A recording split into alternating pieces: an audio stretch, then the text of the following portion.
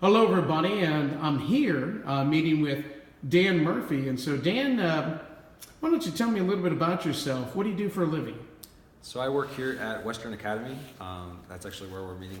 I work at school for all boys in West Houston, and I teach physical science to the eighth graders. I also teach a geometry class to the eighth graders. That's the most advanced math class we have here, and I teach advanced placement fifth grade class, math class, and also a Latin class to the seventh graders. Well, Latin. Your background, though, is in science. What's your academic background? Yeah, so I actually studied first at the University of Notre Dame. I went to Notre Dame to study physics, and I got my bachelor's there in 2009. Did some research there in one of the labs in nanotechnology. And then after working there, I moved to New York City. In New York City for 3 years, I worked at a biology lab, a neuroscience lab.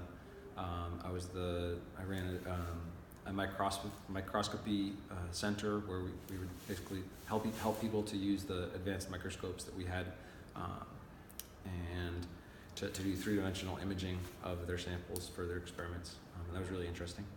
And then I went back into physics in graduate school, kind of combining my backgrounds of nanotechnology and biology to do biophysics, applied physics, applied to the area of biophysics. So I worked I went to graduate school at Rice, and I worked in a lab where we were trying to develop research technologies, research tools for scientists to do work to understand how the brain works, and especially kind of to understand the physics of the brain using tools developed by physicists, because we could develop really advanced tools that maybe the biologists might not be able to develop as well.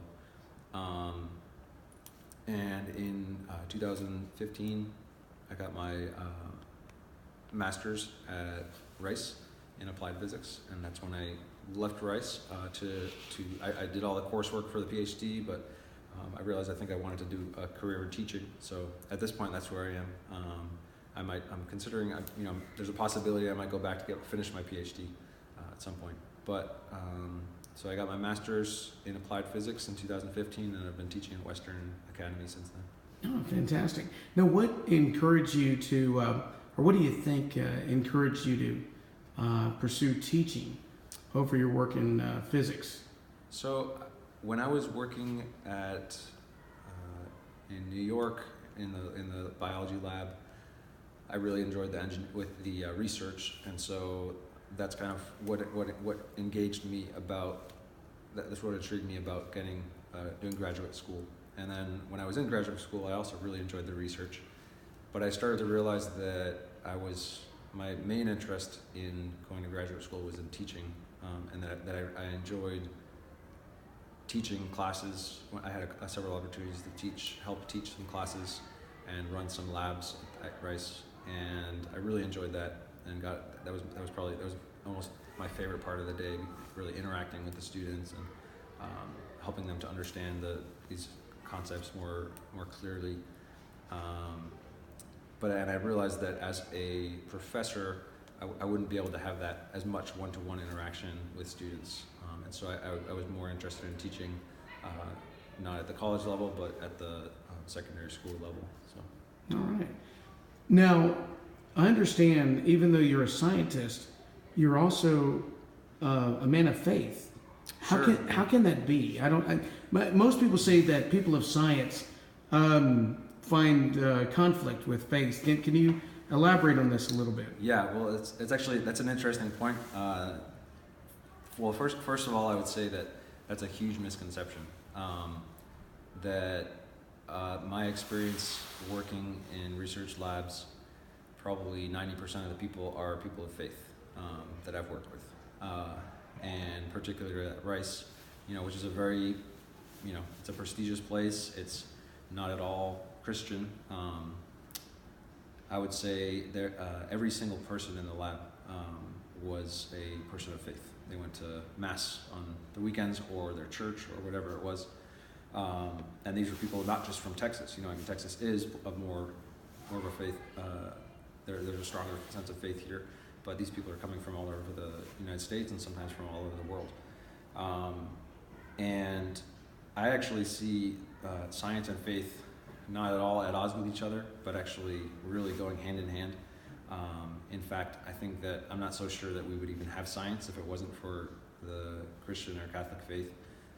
The reason I say that is because how can we have such confidence that the world is an ordered place worthy of investigation if we don't believe in a power that's ordering it?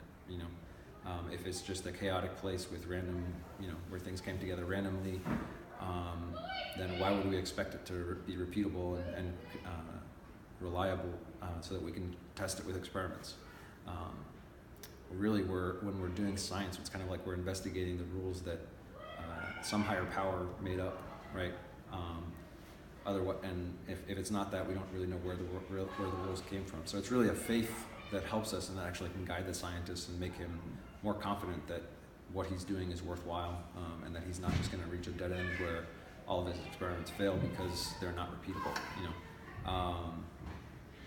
And then also I would say another. I think that is a misconception that many people, I would probably say most people, it's probably about the same as same percentage of people that you find everyday living that are people of faith going into science.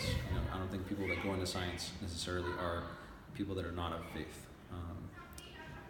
And then I would also, and also that faith really adds a lot to your scientific interest. If when you have that confidence, that faith in the world, right, faith in the order of the world, you can do good science. If you don't, really, why do science at all? And then also I would say that the more we learn about the world, the more incredibly ordered, incredibly designed, it seems to be.